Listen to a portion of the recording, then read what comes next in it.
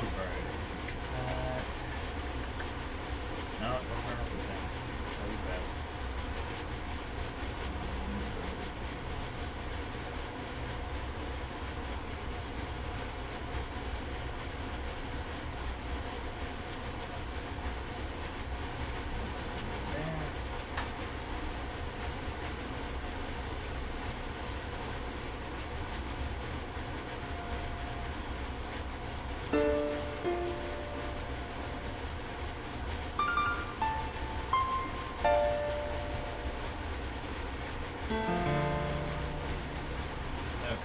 Alright, that's that. And one more.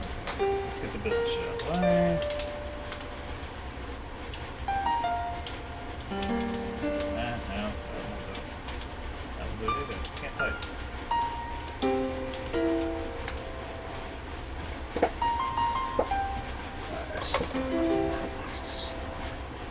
Actually, no, we can't. Let's fold them together.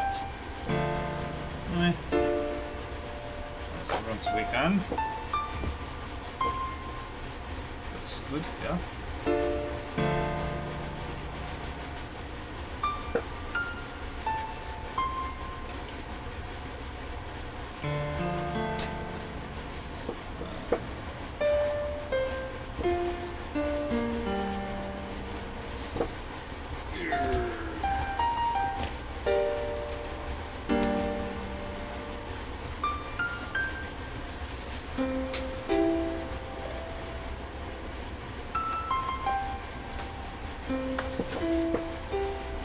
I think I mentioned in the last stream I was going to try to fix my toilet because it just makes a running noise. It's literally, it's not that it's anything I think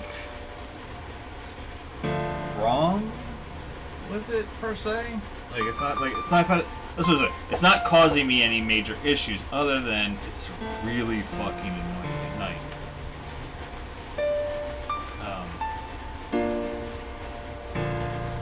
My wife and I basically now sleep with like a, I did say this. We sleep with like a rain sound going on, just because it drowns out the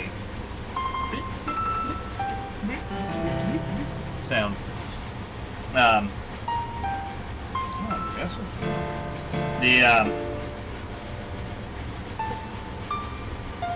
But I did figure out what's wrong with it. I have the right part on order, so, and it's going to be an easy fix. So I did that. I think I also said that, we have the new computer build we're working on, me and my son. As in, I did it, my son sort of came up and looked at it before we told him to come down and look at it. It's close enough, I guess. Hey! Kuanime 12, whatever the fucking name is, I don't give a fuck. Get the fuck out of here. Fucking spam bots.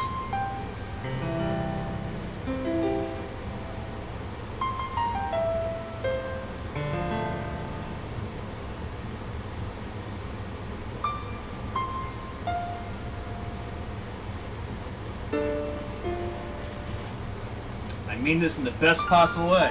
Get fucked.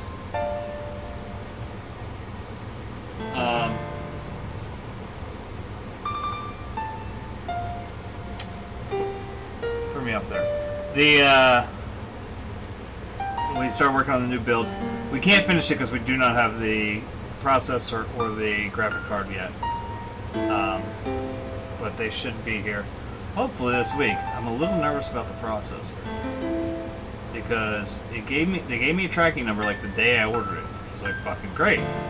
Like sweet. Alright. Yeah, nice. However, that tracking number is still invalid on FedEx's site, and sent a request to the people that were selling it through Amazon, and I've not heard back yet. Now they are like a electronics place out in California, so I don't know, maybe they aren't even working over the weekend, I don't know.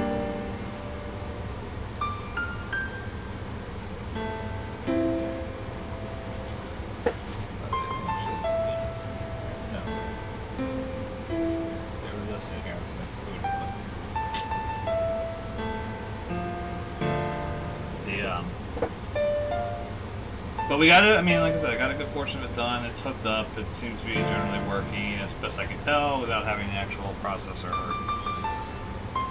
Yeah, I turned it on just to see if I get the LEDs to light up. I don't know if I can without the actual full thing, though. That's the thing.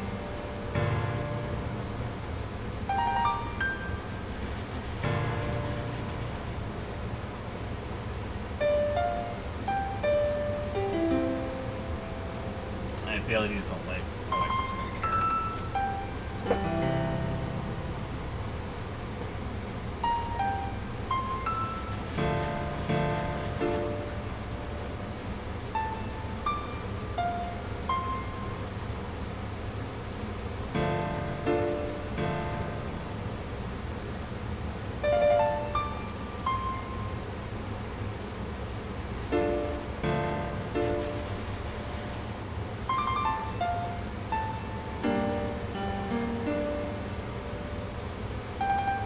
I didn't make my son go through. I was like, alright, look, here's where this is, you know, when you see where everything was. How it kind of popped in, popped out.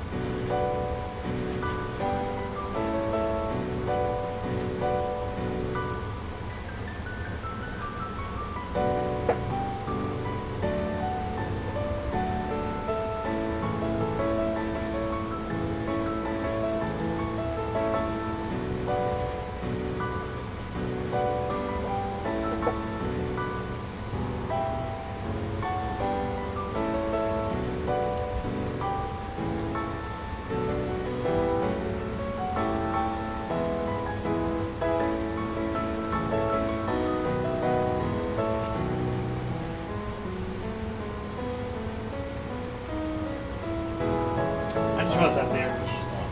I realize this sounds like a jet engine, don't it?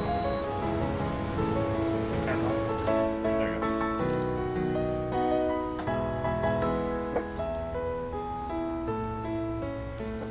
So quick about getting on, I forgot about turning out the fucking air conditioner.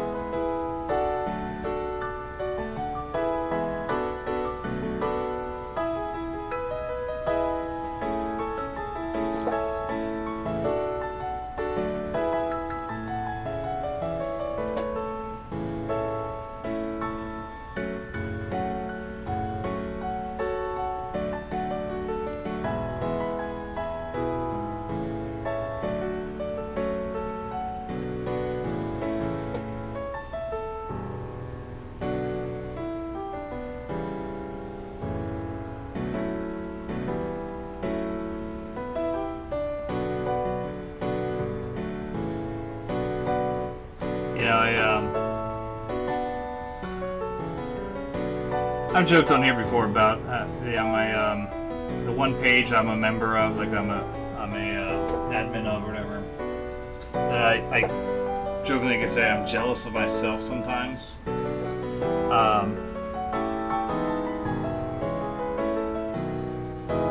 And in case anybody's watching who's never heard of this before, like my buddy Jeff started a few years ago. I think it was like 10 years ago. Facebook page or whatever dedicated to our search for Bigfoot or lack thereof. In other words, he was pointing out how we have just as well. At the time it started, it was just him. He added me later because I kept contributing to the page. How without looking for Bigfoot, with literally just sitting on our asses. Oh shit, I have a beer here. I don't have a bottle opener with me right now. Well, not on me, I have one right over the door. Hold on one second. But he did a thing.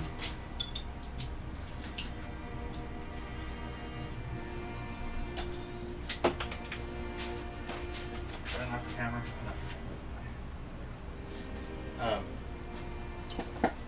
My buddy Jeff did a thing about that, and what have you. And like I said, it's just about how without searching for Bigfoot, we have just as much success as those that have searched for Bigfoot. Literally just sitting on our asses in our homes or doing our daily routine, we have just as much luck finding Bigfoot evidence as anyone else. And it was all a joke, and I mean, like, literally, for years we had, like, 50 followers.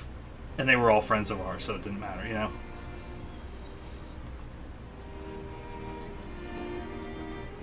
About a year ago, I don't know, really at the start of a little bit before the start of the pandemic, it just started to take off.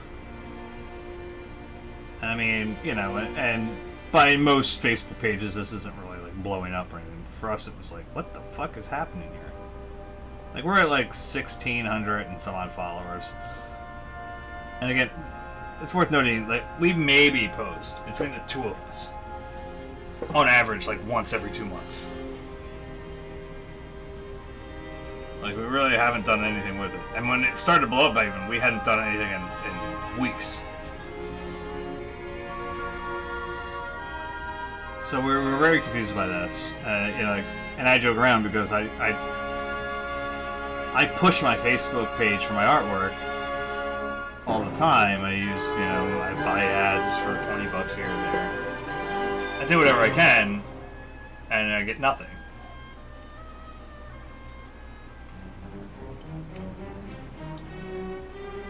And here, this page that we don't care about, that we don't take anywhere near,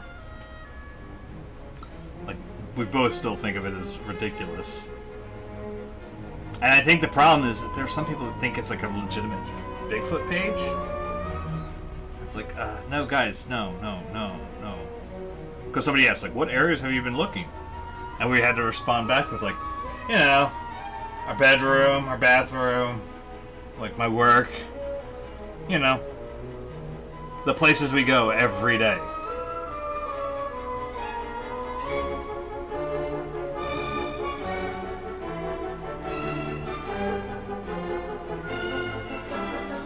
Walmart. We don't go to Walmart very often, but yeah. If we were betting men, that's where we would find it.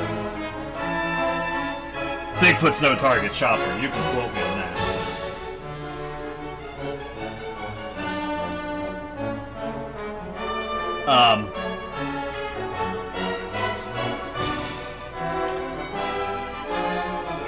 That might be one of the dumbest things I ever came out of my mouth. There's been some dumb ones too. So anyway, like I said, we have this stupid page, and I jokingly say that I'm jealous of myself because I can't get anything like that on my my real work page, whatever. But I actually started getting jealous of myself on something that actually legitimately related to my painting.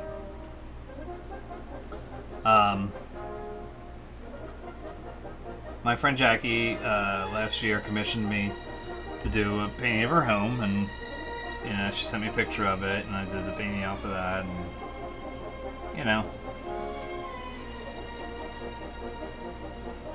it was what it was. I wasn't, you know, commissions I tend to look at as very, you know, I do them. I try to keep it like, you know, I try to do them. Yeah, I don't half-ass it, but I don't like. I don't know. It's not the same thing usually as like a painting I chose. You know. I don't know. Yeah.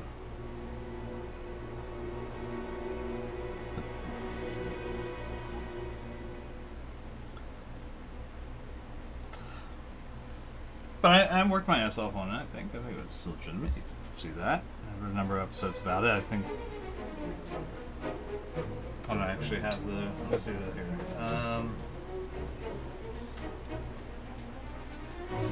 There's the big drive. Big drive. Twitch archives. When? I don't think they're in here. Twitch archives 10.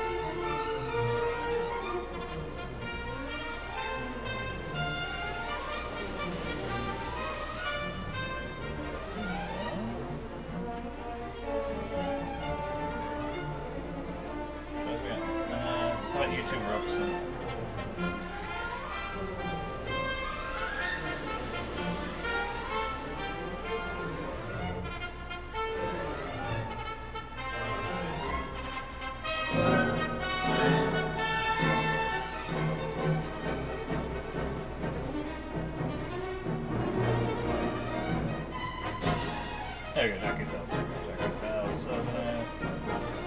It was 13 streams. I mean, it wasn't a short stream, you know? Like, so, anyway. But Jackie posted a picture of it, framed and everything. And it looks really nice. She put it above her fireplace. It looks really well done. Yeah, I like the framing was done, nicely done. And,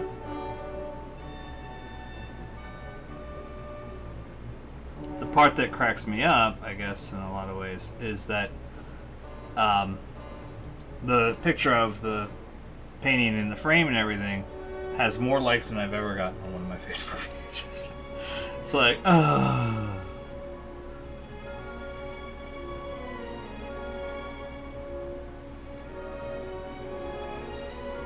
it's like, God, what a kick in the balls. Don't get me wrong, again, it's like, you know.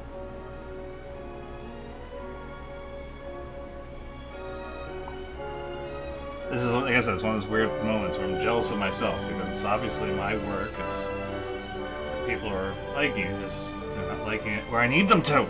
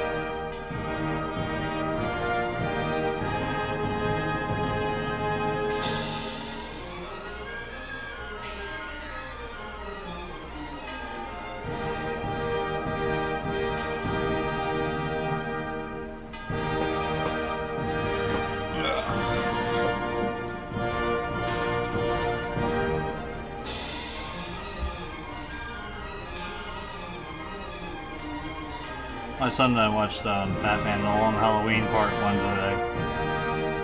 I guess I got to order Part 2. I didn't see it in the store when we bought this one, so.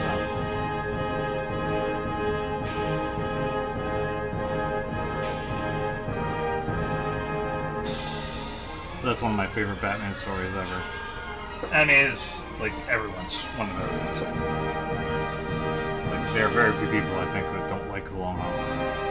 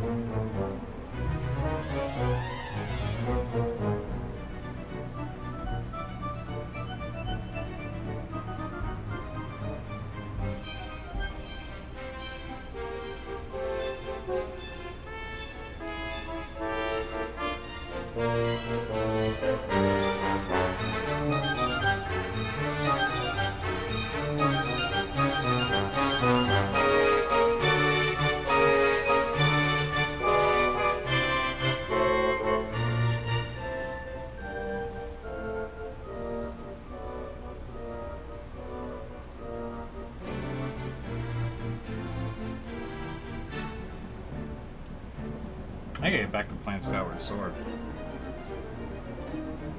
We started it, I mean, we bought it right before going down to my sister's. And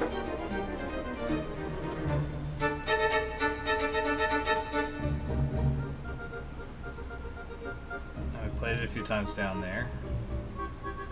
Like on our, like, you know, during our downtimes or whatever. My son played a little bit, I played a little bit. My wife and daughter don't share the same Zelda obsession I have.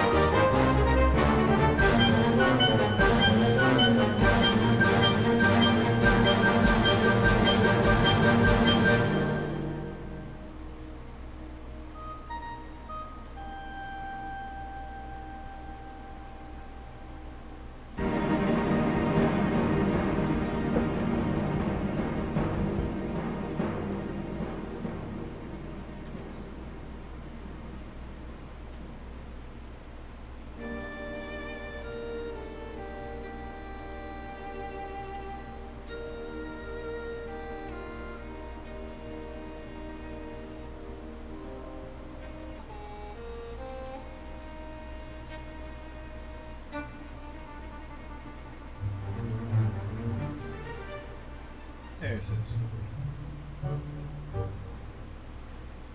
My daughter and her fiance.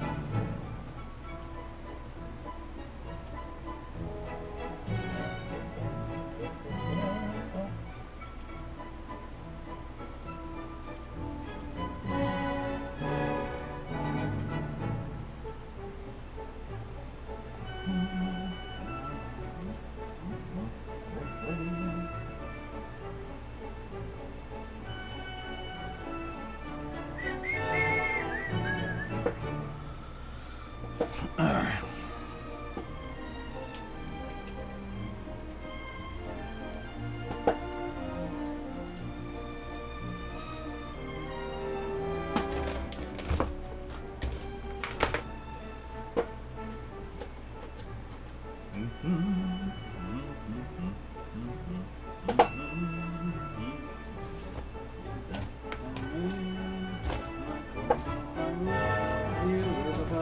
it? Is something there? I need YouTube of this shit. Got to get that done.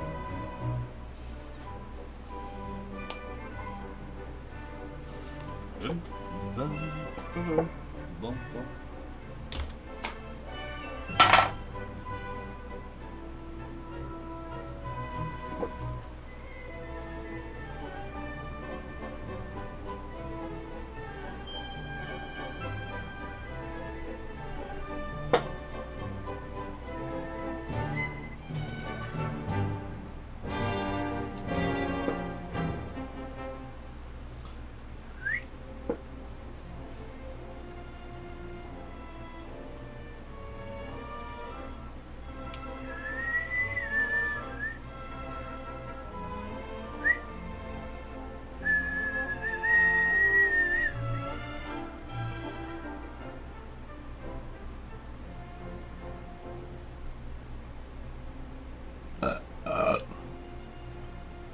Chicks dig it.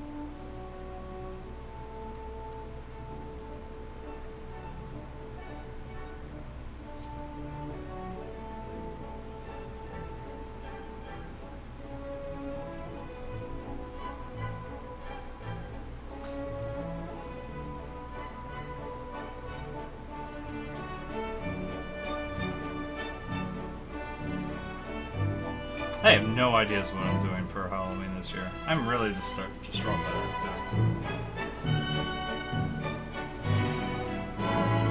that. It's crazy to me. Like I get how time works. It actually shifts and changes. Oh wow, that's all dry. Wow, yikes.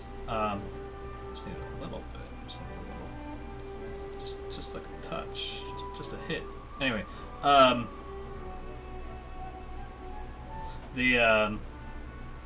you know, but like still, like it's wild to me that like I'm thinking about, like, my dad was talking about his season tickets for the Flyers, like he has a partial plan, and sort of breaking down the potential, you know, what games I'll get from him, what games, you know, my son goes to.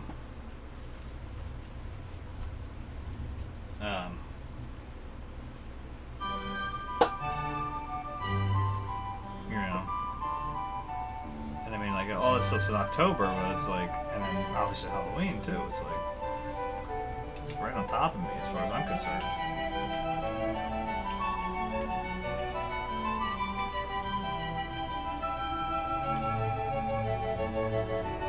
Why does it look like so bad? It's just not. It's not playing high definition. That's all.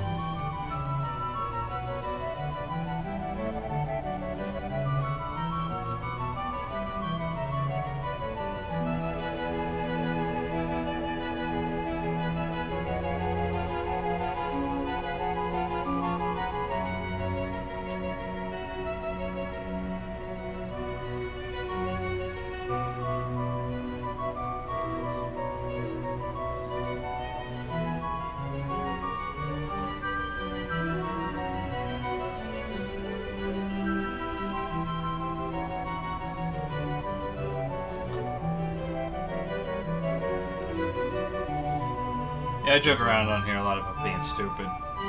And I only make those jokes because they're true. I mean, case in point tonight, like, now my wife is at a, she's on the bus trip with my youngest to, like, go see Elf the Musical. And, so it's just me and my son here tonight. And my dad was, my mom's on the trip, so my dad was home, so we all went to dinner.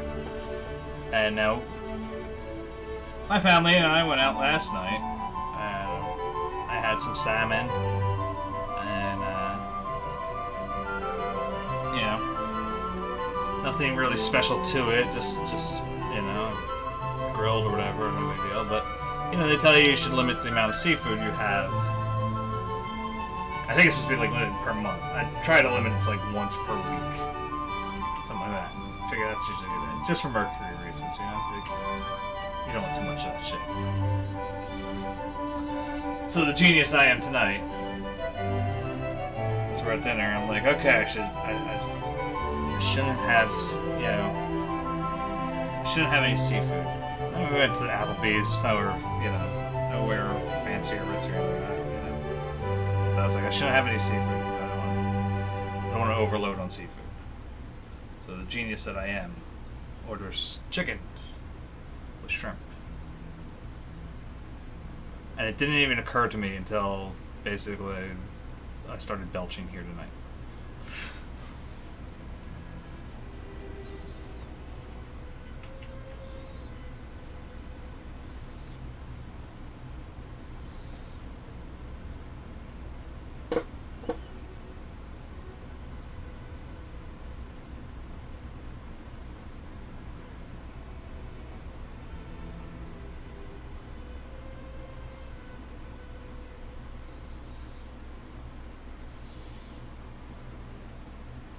Once again, I say I'm a bear of very little brain.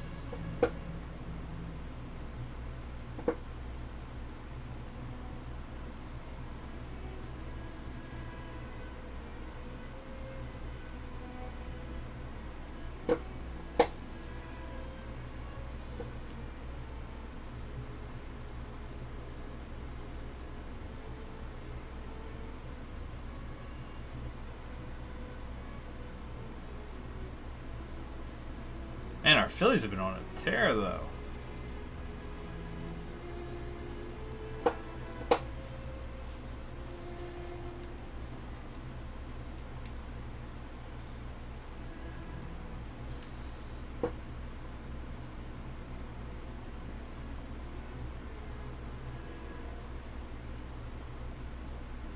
I believe today was the Roy Halladay retiring of his number ceremony.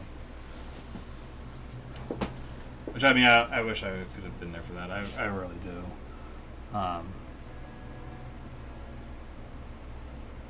Roy was such a big hit, like, for me. Like, I was working at my first year with the Phillies. Was Roy's first year with the Phillies. You know, not that we signed at the same time. Phillies weren't like, yeah, we'll sign Brian. No. When I worked for the Phillies as a host, they were... You know, it just happened to be 2010, and I mean, he was fucking amazing to watch pitch. He was so fucking amazing to watch pitch. I'm sure anybody from, you know, Toronto knows, and I mean, anybody who watches baseball knows, but I mean, like, to see it as regularly as I did was just amazing. I mean,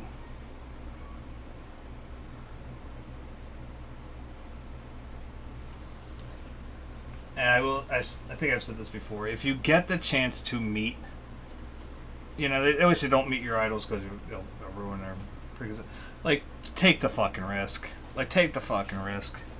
You know, even if you just get to say hi or whatever, you know, you get an autograph or something, just do it. Go see the band you wanted to see, or, you know.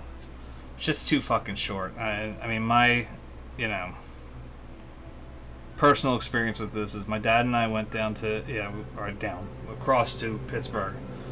Because when you work for the Phillies, the one downside is you don't really get to watch that much of the game. You spend a lot of time telling jackholes to wait for the batter and stuff, and get into arguments about, you know, people. I paid for my ticket, I need to be allowed down there, and they go, so did all them that you have to stand in front of, so you chose to get up.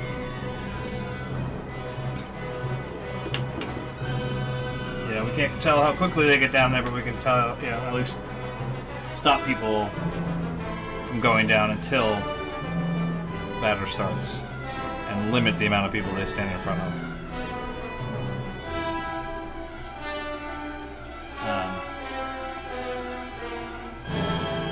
But anyway, it was always the same thing. But the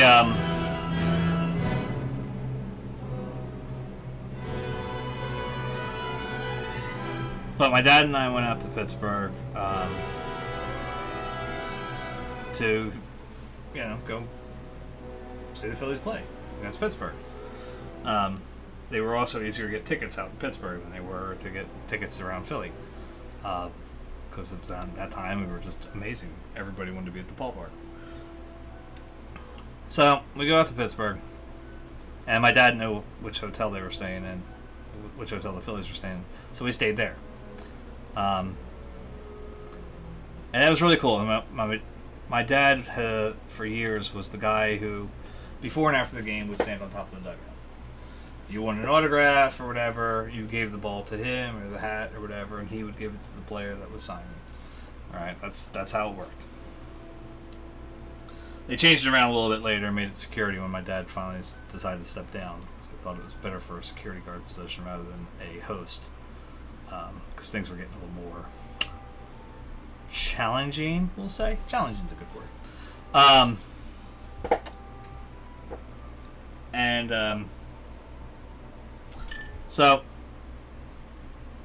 So at that time, my dad was still on top of the dugout, and so he knew a lot of the players. You know, they recognized him from the guy being there for so long and stuff, and so there were some advantages to that. Case in point being that Ryan Madsen was our setup guy at the time. He was walking out and turns. Actually, I think 2010 Ryan was our closer. Yeah. He's coming out. Bill! Well, sort of oversees my dad. Yeah, shakes hands. And my dad introduces me to Ryan. Now, Ryan's wife, my wife used to work in the family room for the players. So, my wife and Ryan's wife actually, my son was born on the same day as Ryan's twins. And they had kind of like a pseudo combo baby shower together, so like at the ballpark. So it was kind of cool. There's a little connection there. So my dad introduced me. Oh my god, yeah, how's your son? Yeah, oh yeah, good. Yeah, so that was kind of neat. But getting back to the original topic at hand, long story short, I know, too late. At one point, we're in the hotel lobby, and by this point, we've seen everybody go by. Man, I mean, it's been fucking crazy. And we were ready to go out to get dinner or something. And I look in the lobby, and they're sitting on one of the chairs on the phone. It's Roy Halladay.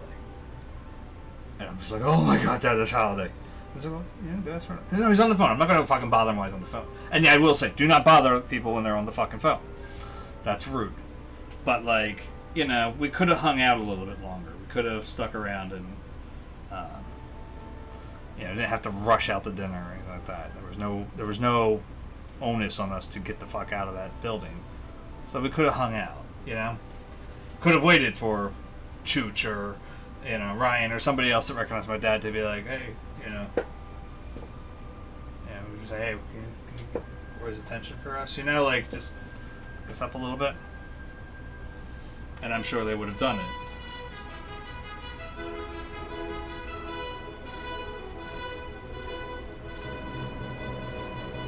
So, and I didn't do it. We left. We went. I said, "Oh, we'll be here all weekend. We have a chance." Never saw him again, other than at the field, signing a big thing of balls for like a charity thing. So he wasn't going to sign anything else. That was pretty much a given. So I think he had to pitch the next day too. So it was like.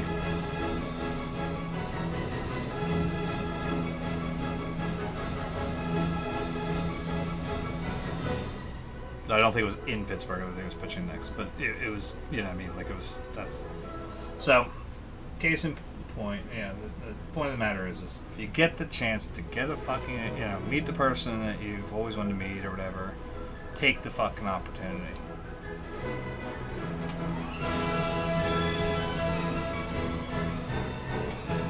Nine times out of 10, I mean, like, even people that have a notorious habit of or like reputation for being kind of douchey, it's not them that are douchey, it's their fucking handlers.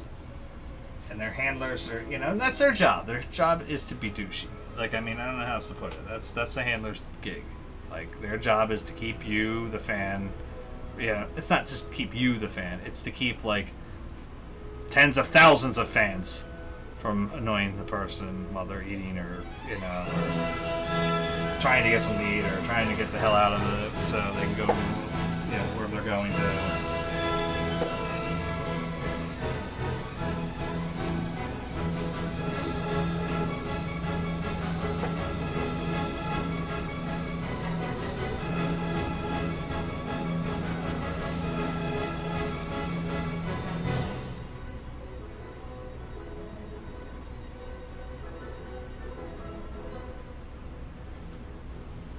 I mean, I would have literally just been happy with, you know, just being able to.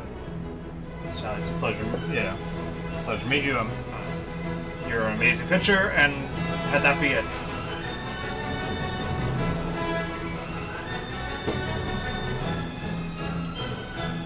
Though admittedly, as I told my dad, I said more than likely I would have meant to go up to him and say, "Mr. Halliday, you're an amazing pitcher. I just want to thank you for everything from the city. Yeah, it's amazing to watch you pitch." And it would have come out with, "I beat your pitch in prison!"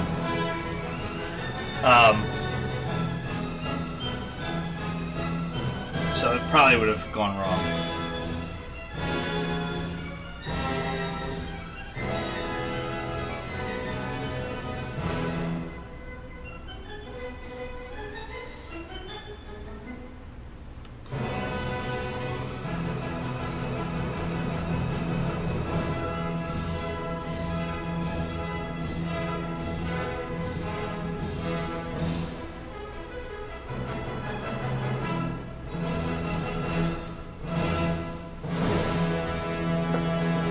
Too. I mean, like my wife and I were watching a little bit of the game yesterday. I didn't have it on the whole time today because I was doing other stuff. But my I was getting a little nostalgic for the ballpark today.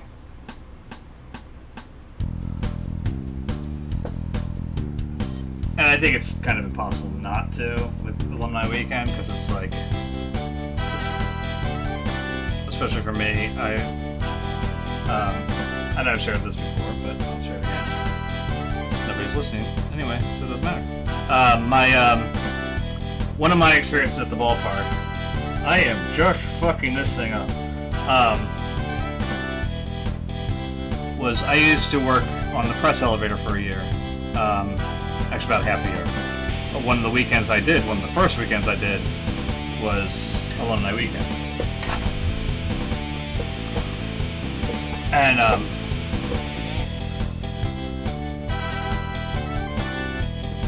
I mean, I can't tell you, like, I can't ever express how fucking cool that weekend was to work. You know, it's all the great legends of the Phillies coming down, you know.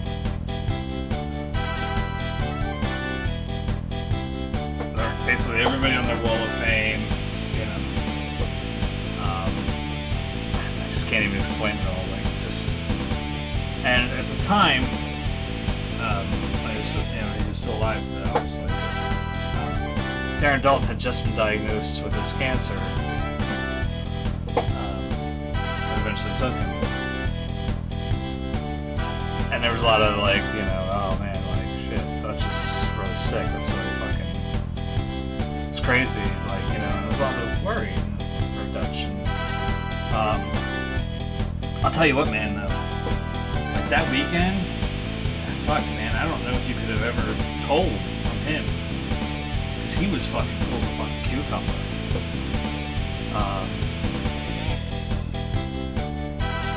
He was very quiet, very reserved. You know, compared to a lot of the other guys that were just lit the fuck up. But he was very cool about everything. Yeah, very silent, quiet on the elevator.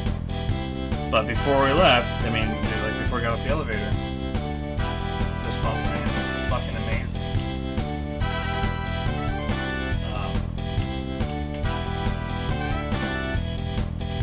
So again, it's like one of those things where it's like, because it's Alumni Weekend, I'm very, like, I think back to that day, I think back to, you know, getting to meet him, getting to meet Brad Lidge, getting to meet, you know, so Tony Taylor, Steve Carlton. Schmitty never got on the elevator, never got to meet Schmidt.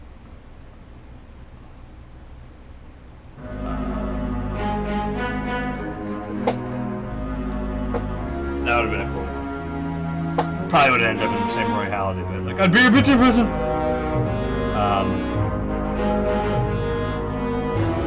So probably best that didn't happen.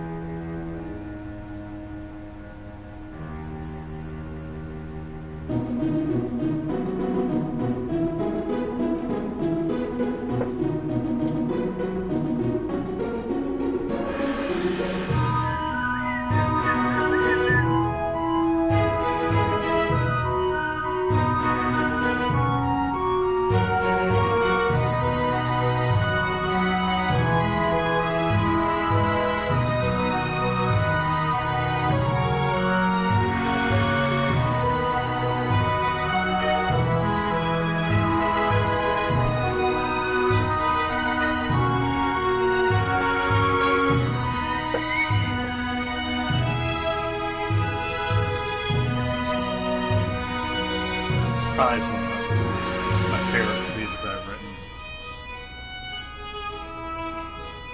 Come on here.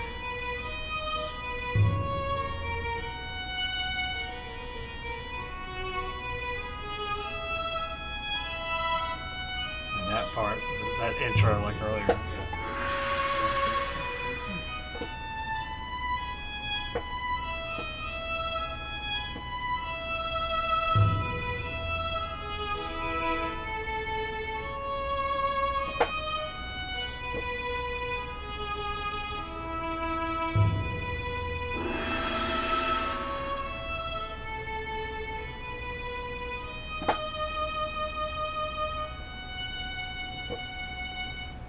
It's the next violin piece. I was like, oh, my paper popped. It was like, oh, I want this. Like, it just clicked. I do like that.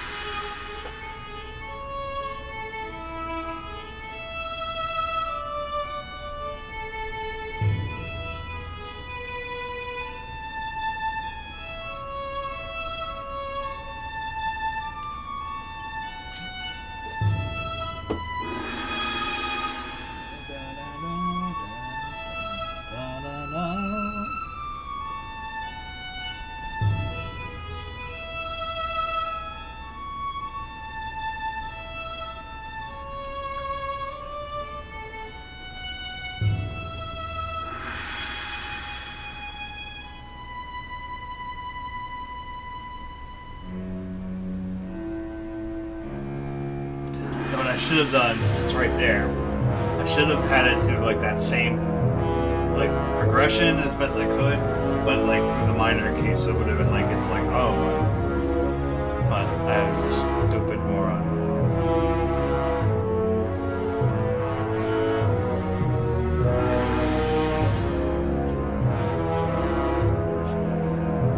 Or at least had it pick up in the next like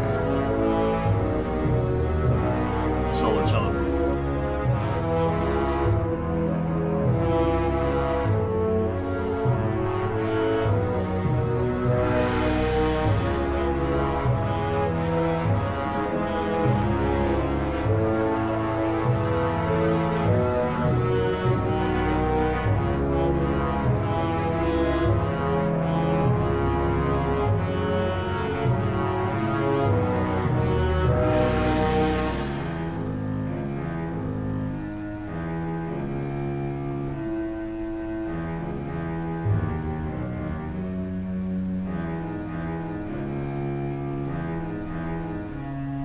Maybe I did. So that sounds pretty close. I must have. That sounds pretty close to it.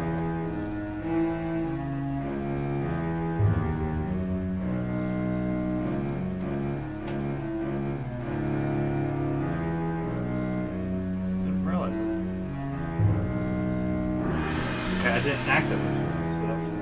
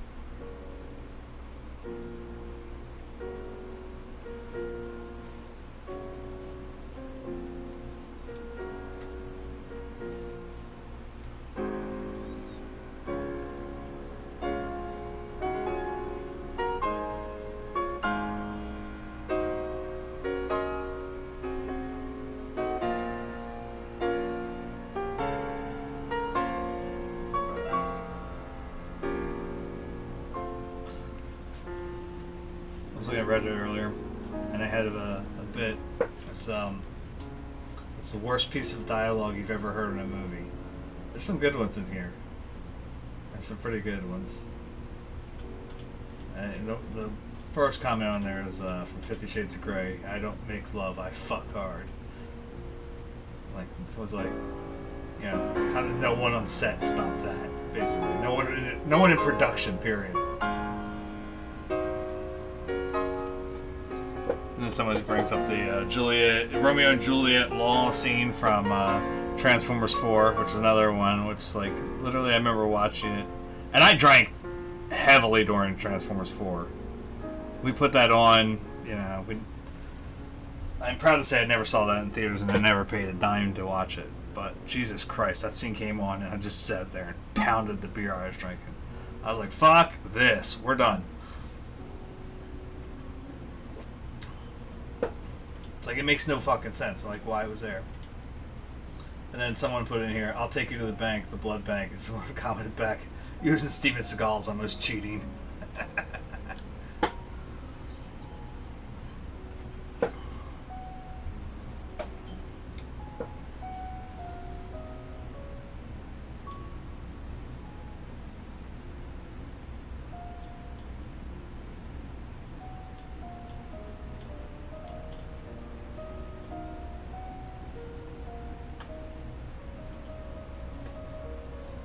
He's got space dementia.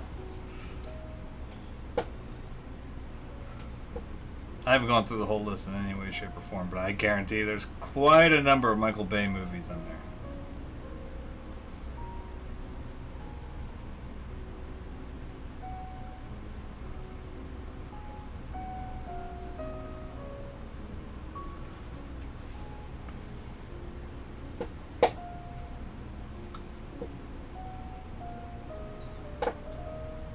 I'm so funny about stuff like that too. Like there are some bad movies I just hate. I just hate them because they're bad. I hate that they were allowed to be made. You know what I mean? Like, but then there's some bad movies which I'm just like, I love. They're so much fun to fucking love. Like, I don't know. And my brain is not coming up with them right now because it just won't here very easily.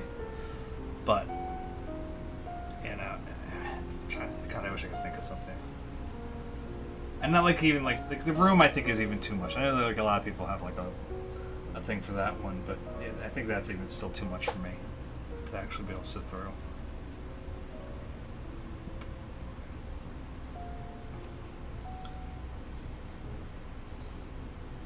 I think that's because it gets to the point where it's like,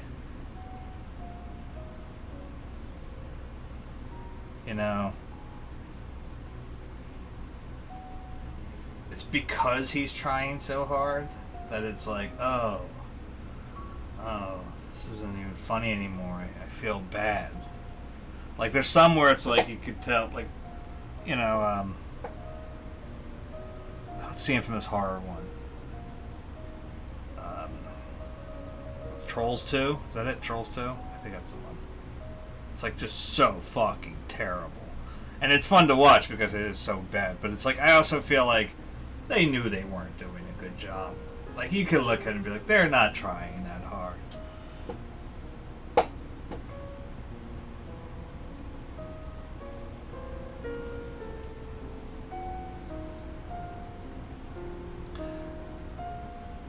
One weird one that I have that I actually have to say it's actually not near as bad as, like, I have to explain.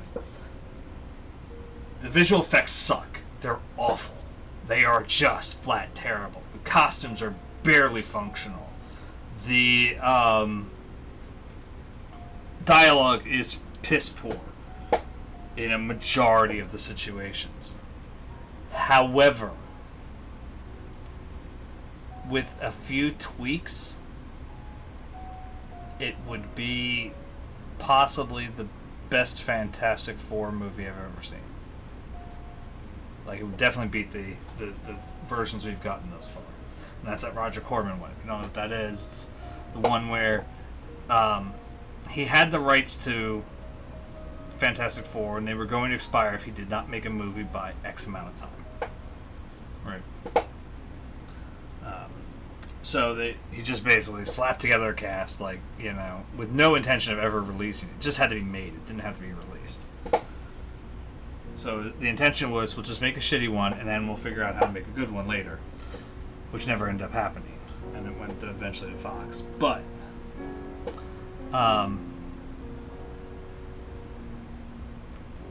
like, it honestly is pretty true to the Fantastic Four, and it's pretty true to the, like, it does a better job of sticking to the sources than I think what we got so far from either of the Fox attempts.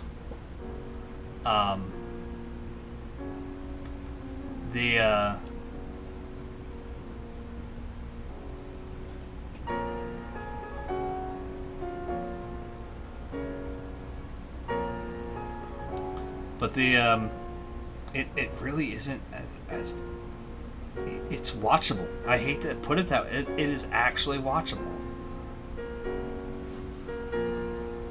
And like I said, they tweaked some stuff, give some better effects on it. It would be something. It would be something that they could actually use. Don't get me wrong, I will say now that the way that Marvel Cinematic Universe is, they can't. But if they were just going to kind of independently do it, they could.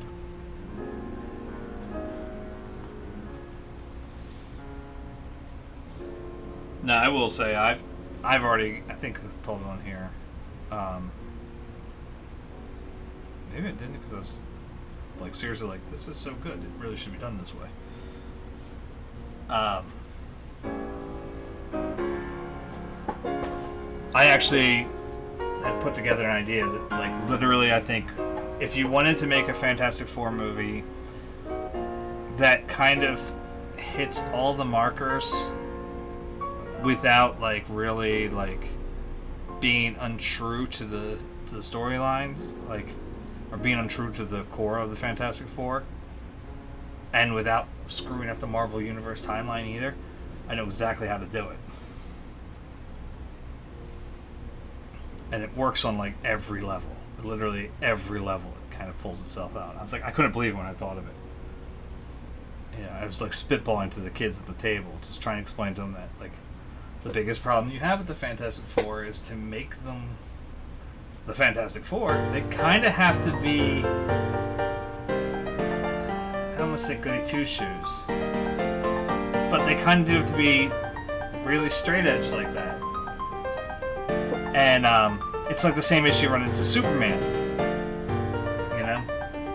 Or at least the biggest problem that DC has with Superman is that Superman is a straightforward character. He's not supposed to be, you know, overly tortured. He's not supposed to be overly, you know, moody or any of that shit that they've been doing to him. He's Superman. He's supposed to be a beacon of fucking hope. To make him that. Like, you can't just be like, oh, this means hope on my planet. You need to show us that he is a beacon of hope. And I think they kind of forget that sometimes.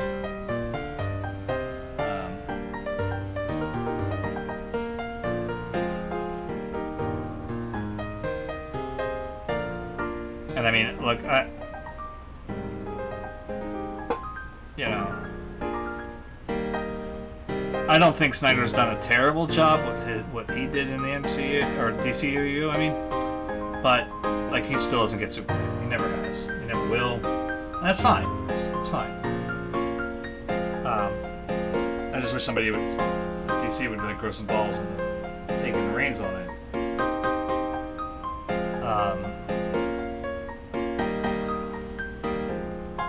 Yeah, I just left like literally like production notes. Like, these have to be done. These things have to be done. Pull a Kevin Feige, you know, like literally like, here's the things that need to be done to make Superman work. But I digress. Anyway, go back to the Fantastic Four.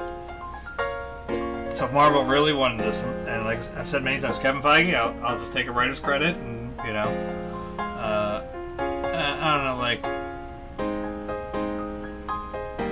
salary like $200,000. That's not that much, I think, for Hollywood, right? Like, I don't know. Preferably a consultant or a writing job for other movies. I think I'd be alright. So you start the movie off actually in the 60s. Alright? During the space race.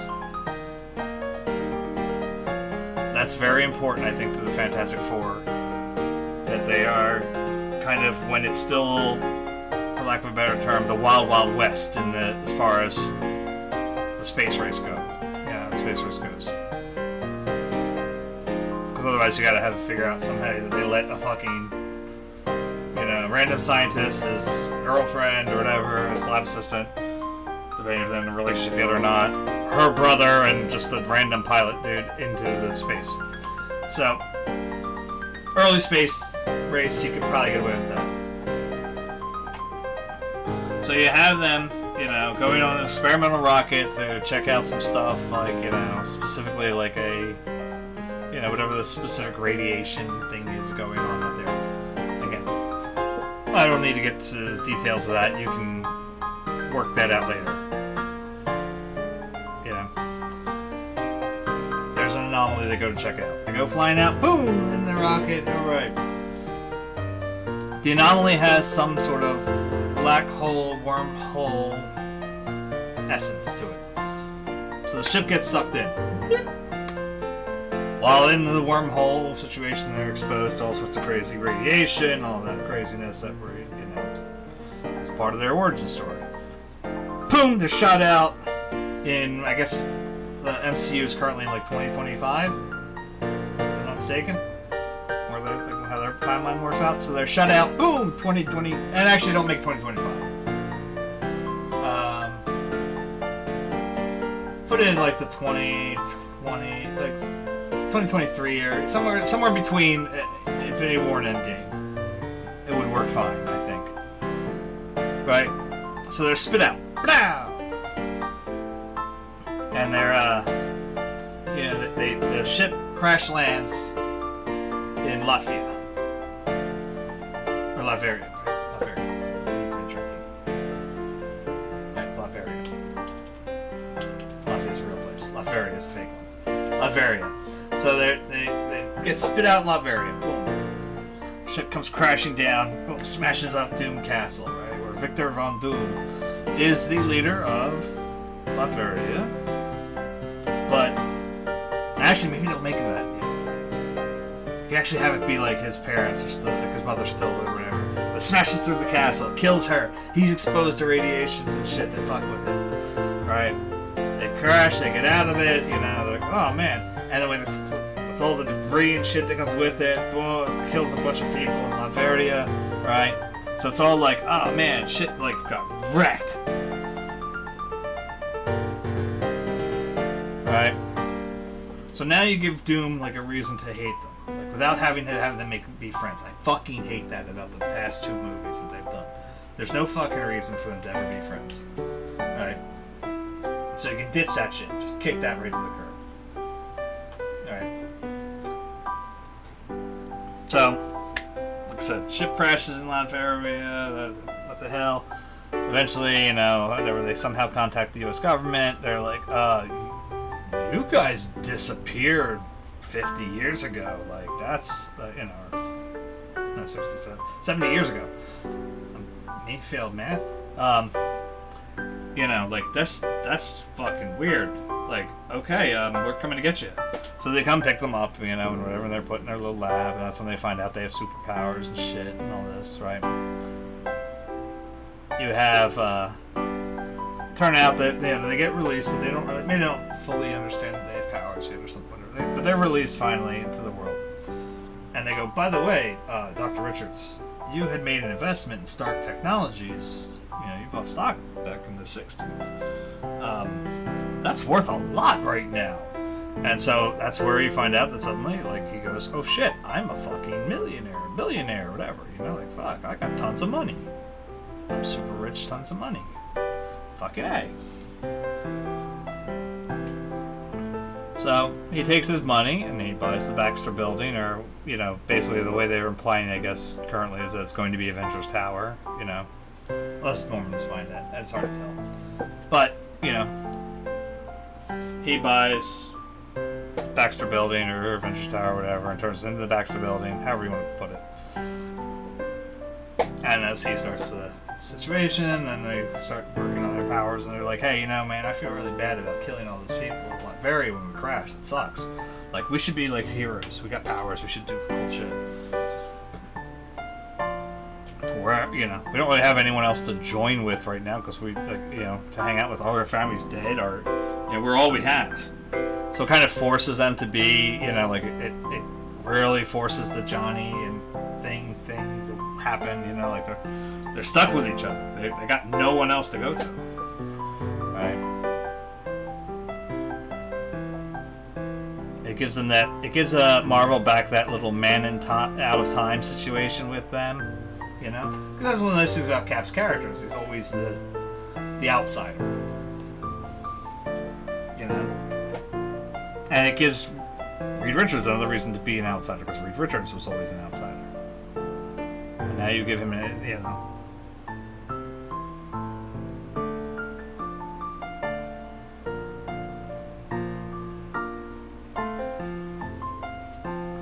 So now you have, you know,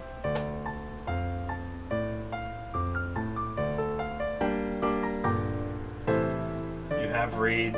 You have, like, so you have the Fantastic Four now in the world. They are in a world where it makes sense that they are, you know, who they are, but you've never heard of them. Yeah. And you can even make it like, you know, you have a bit with Spider-Man where he comes in and he, you know, somehow they cross paths, and you go, you know, he goes, oh shit, Dr. Richards, like, you know, we studied about you. You're my favorite scientist. Da, da, da, da. You know, stupid shit like that. And you get the little crossover moment.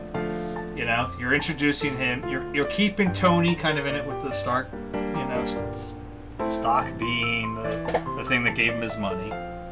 But it's not in a way that, like,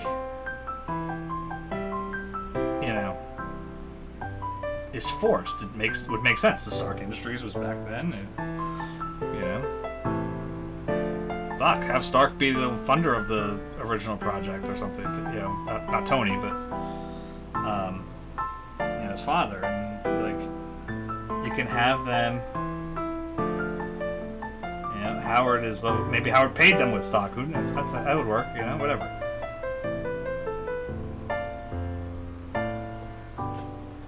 You know what I mean? But it keeps it all, like I said, it gives Doom a reason to hate him without having to be friends or whatever the hell they were. You know? And, like, Doom could even get, like, more pissed off. I wouldn't even use Doom as the actual bad guy in the first movie.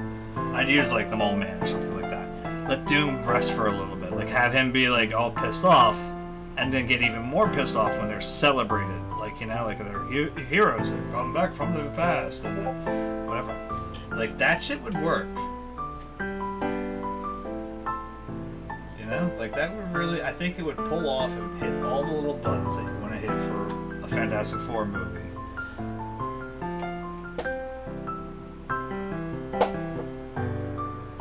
So as I said, Kevin Feige, you can have that. That's fine.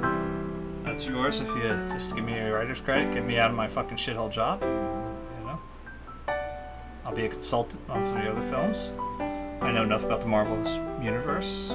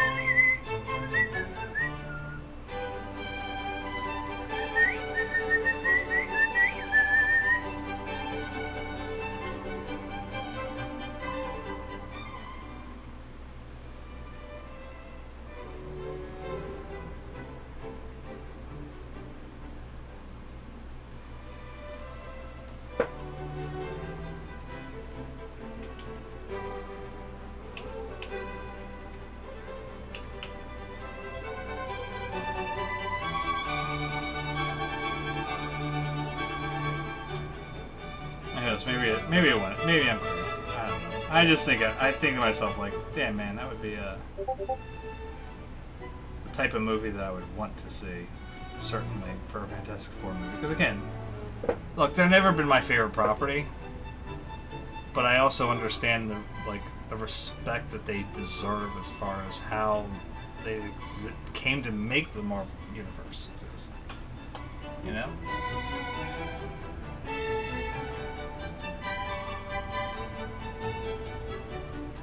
Where are my notifications? What are making the baboons?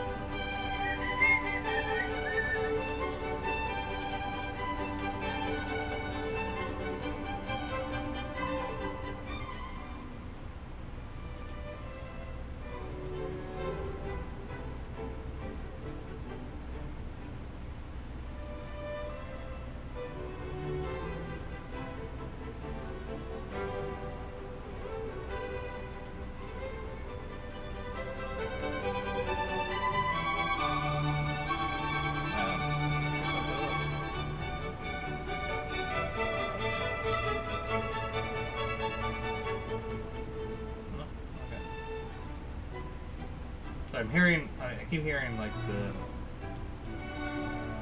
sound of Discord pinging, but I don't know where it's pinging from. It should be real clear, now it's not.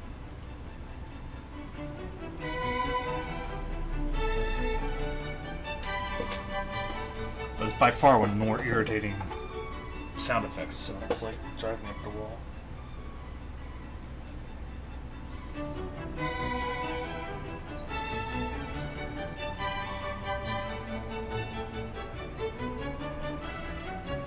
My wife laughs at me for shit like that. Like, my cats have a, like a fountain type, water bowl, and if it gets low, it starts doing this like noise. The cats fucking hate it. As soon as that starts, man, the cats usually start bickering with each other, as if they're blaming each other for it or something. But they also don't go near the water bowl that much when it's doing it. Because if it starts when they're drinking, they pull, especially Kyram, who's really jumpy. They pull right back, and they just freak out. And I can't stand the noise, so last night it was doing it, and I guess it wasn't even last night, it was yesterday during the day. My wife and I were talking, and I literally just got up and started walking over to the kitchen. Started filling up a cup of water in there. And now she sees my cup that I'm drinking out of, right there, so she knows I'm not getting myself something. She's like, what are you doing? I'm like, filling up the fucking cat's water bowl because I can't stand that noise. And my wife's like, I don't even hear it. I was like, you don't hear it? Like, literally, it's driving me up the wall. So we're trying to talk, I'm hearing...